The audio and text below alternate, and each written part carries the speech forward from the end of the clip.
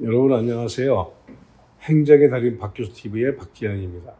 교수님, 오늘 어떤 내용 소개해 주실 건가요? 예전에도 한번 말씀드렸지만 하나 주제를 가지고 몇 번 나누어서 이렇게 영상을 이렇게 업로드할 건데요.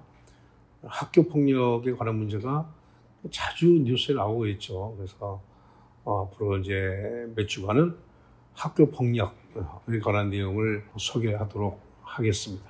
구독, 좋아요 눌러주시면 더 좋은 영상을 준비하는데 큰 도움이 되겠습니다. 학교 폭력은 어떻게 정의할 수 있나요? 학교 폭력이라는 것은 학교 내부에서의 문제는 아니고 학교 외부가 포함합니다. 그래서 학교 내외, 학교라는 공간 말고도 또 이제 방과 후에 뭐 사설학원을 간다든지 또 외부에 뭐 공공도서관 간다든지 다 이게 포함된다는 얘기죠. 그래서 학교 내외에서 학생을 대상으로 발생한 상해라든지 폭행, 감금, 협박, 약취, 돈을 뺀다는 것이죠.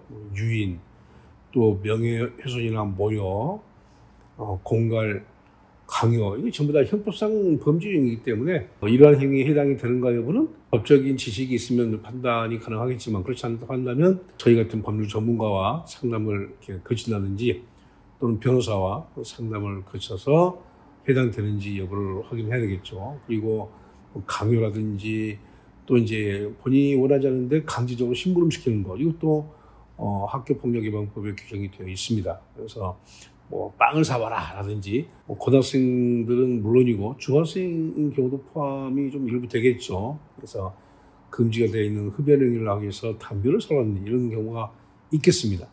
그리고 이제 굉장히 심각한 문제인 성폭력, 또 따돌림, 이게 이제 학교 폭력에서 많이 나오는 것이죠. 정보화 사회에서 발생하는 사이버 폭력 등에 의해서 신체 또는 정신 또는 전환상의 피해를 수반하는 행위인데, 물론 신체와 전환상 피해도 뭐 심각한 문제겠지만 오랫동안 이게 그 피해 학생을 괴롭히는 것은 바로 정신적인 피해 아니겠습니까? 이런 것들이 전부 학교 폭력의 범죄에 포함이 됩니다. 학교 폭력에는 어떤 유형이 있나요? 학교 폭력의 정의는 방금 말씀드렸고 쭉 열거해야 되는 그런 행위들 중에서 형법상 범죄 행위에 해당이 되는 것들이 많이 있는데, 형법의 명시한 규정이 없이 학교 폭력 예방법에 규정되는 학교 폭력의 유형에 따돌림 그리고 사이버 폭력이 있죠. 따돌림이라는 것은 학교 내외, 역시 이제 이건 학교 내부의 문제가 아니고 외부에 포함됩니다. 학교 내외에서 다수라고 하는 것은 2명 이상입니다. 2명 이상의 학생들이 특정인 또는 특정 집단의 학생들을 대상으로, 이게 이제 요건 중에 하나인데 지속적으로, 일회성이 아니라는 얘기죠. 오랫동안 그런 얘기입니다. 또 이것이 이제 한 번 하고 끝나는 게 아니고 반복적으로, 그래서 학교 폭력으로 인정하기 위해서 우리가 이제 의뢰를 받았을 때 그걸 입증을 하기 위해서 확인하는 내용이 바로 지속적으로 가해가 있었는지 또 반복적으로 이제 피해를 받은지 이걸 꼭 저희들 확인하죠. 그래서 지속적이거나 또는 반복적으로 신체적 또는 심적인 공격을 가하여 상대방이, 피해 학생이겠죠. 상대방이 고통을 느끼도록 하는 모든 행위, 이걸 이제 따돌림이라고 하는 것이고, 또 하나가 사이버 폭력인데 사이버 폭력은 것은 정보통신망을 이용한 건데, 정보통신망은 흔히들 사용하는 인터넷이라든지 또는 인스타그램, 보편적으로 사용하는 카카오톡, 카톡방이라고 그러죠. 카톡방. 그래서 이제 몇 명이 카톡방에 모여가지고 그런 특정인에 대해서 폭력이 하는 건데, 이렇지 정보통신망을 이용해서 학생을 대상으로 발생한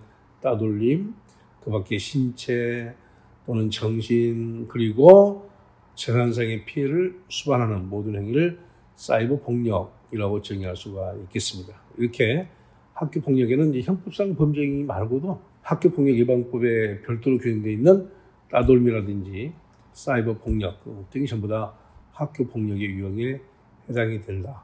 그래서 혹시 이제 이 영상을 보고 있는 학부모 여러분, 또 당사자, 학생 여러분들은 자기가 당했던 그 피해가 이 범위에 포함되는지 이걸 잘 한번 검토를 해볼 필요가 있겠고, 본인이 피해자가 아닌 경우에도 주변 사람들이 이런 피해를 받고 있는가를 확인을 해보고 검토를 할 필요가 있겠습니다.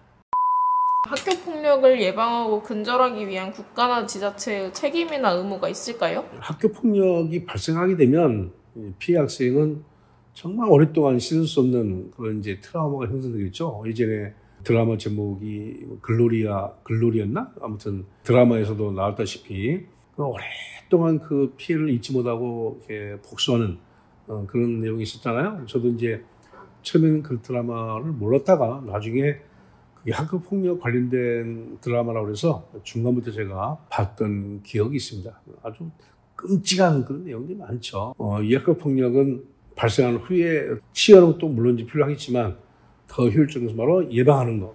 학교 폭력이 발생하면서 미리 근절하는 이것이 이제 매우 중요한데 이렇게 학교 폭력을 예방하고 근절하게 한 국가 또는 지자체 책무가 학교 폭력 예방법에 명시가 되어 있습니다. 예를 들면 국가나 지방자치단체는 학교 폭력을 예방하고 근절하기 위해서 관련된 조사를 한다든지 또 연구, 또 관련된 이 교육 그리고 계도 등 필요한 법적인 장치하고 제도적인 장치를 마련할 의무가 규정되어 있습니다. 그래서 이게 이제 그 법률에는 법률용어로 기속행위라고 이제 되어 있기 때문에 의무라는 거예요. 이걸 이행하지 않게 되면 일정한 요건이 충족되는 경우는 피해자로부터 손해배상 청구를 받을 수도 있다는 것입니다.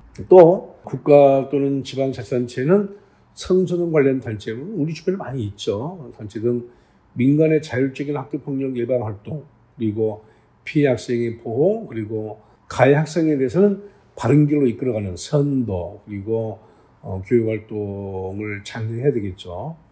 이 청소년 관련 단체 등 민간이 건의한 사항에 대해서는 관련 시책에 반영하도록 노력하는 것이고, 저도 이제 학교에 아직은 소속이 되어 있기 때문에 외부 위원회를 일부 활동합니다. 그래서 참석을 해서 관련 자료를 보게 되면 행위가 굉장히 빈번하다는 걸 알 수 있겠고, 이게 이제 관련 법률인 학교폭력 예방법에 국가나 지자체의 일정한 의무가 규정이 되어 있음에도 불구하고 이걸 이제 충실하게 이행을 하지 못해가지고 피해가 발생하는, 예방하지 못한 경우가 있습니다. 이런 경우는 당연히 사후적으로 손해배상 청구 가능성이 있다는 거 지적을 하고 싶습니다.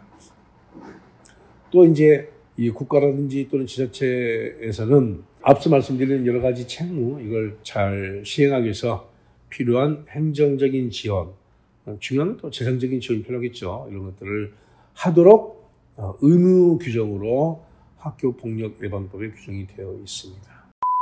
학교폭력 관련 주무부 장관인 교육부 장관의 책임이나 의무는 뭐가 있을까요? 이 학교폭력 예방법에 관련된 기관은 또 다음에 또 우리가 영상을 준비할 계획을 하고 있는데, 학교폭력에 그 관련된 이 주무부 장관은 교육부 장관이죠. 그래서 교육부 장관의 책무도 이 법률에 규정이 되어 있는데, 그중에 일부만 소개해드리면, 교육부 장관은 학교폭력의 예방 그리고 대책에 관해서 좀 추상적인 내용이지만 정책 목표 방향을 설정해야 되고, 또 학교폭력의 예방 그리고 대책에 관한 기본계획을 학교폭력대책위원회라는 기관이 있습니다. 그 학교폭력대책위원회의 심의를 거쳐가지고 관계중앙행정기관 등의 의견을 수렴해서 5년마다 기본계획을 수립하고 시행하도록 규정이 되어 있죠. 그리고 이 교육부 장관은 또 광역 지자체의 교육청에 학교폭력 예방 그리고 대책과 그 성과를 평가하고 이를 이제 대외적으로 알리는 공표 활동을 하도록 되어 있는데, 이 같은 그 책무를 이행하지 않는 경우에도 역시 가해자, 피해자 모두로부터 이에 대한 책무를 이행하지 않았음에 대해서 손해배상 청구 가능성이 있다, 이렇게 볼 수가 있겠습니다. 그래서 이제 우리가 또 다음 영상에서 학교폭력의 예방과 대책에 관련된 그 유관기관들을 소개할 텐데, 해당이 되는 그런 기관들은 반드시 법률에서 규정하고 있는 그 책무, 책임과 의무를 다하도록 노력해야 할 것이고, 있어서는 안 될 피해가 발생했다 한다면 그런 기관들에 대해서 일정한 법적인 책임을 물을 수 있다. 그게 실제적으로 가능한지 여부는 여러분들이 좀 더 상담을 받아가지고 저에게 전화를 주시거나 변호사 사무실 또는 이제 학교폭력 업무를 담당하고 있는 또 다른 기관들의 상담을 받아서 가능성 여부를 확인을 할 필요가 있겠습니다. 오늘 준비한 영상은 여기까지고요. 보다 자세한 내용들은 상담 전화 주시면 상담을 해드리는데 예전에 한번 말씀드렸지만 가끔씩 이제 너무 이른 시간에 또는 너무 늦은 시간에 전화를 주신 분들이 지금도 가끔 계십니다. 그건 제 개인의 생활을 이렇게 침해할 수 있기 때문에 처방에 써 있잖아요. 몇 시부터 몇 시까지 오전 9시부터 오후 7시까지만 제가 전화를 받기 때문에 그 이외의 시간에는 이 상담 전화를 하고 싶어도 좀 삼가시고 그 시간 내에 주시기 바랍니다. 다음 영상에서 이 학교 폭력에 대한 또 다른 내용을 가지고 만나게 되겠습니다. 끝까지 시청해 주신 여러분 고맙습니다.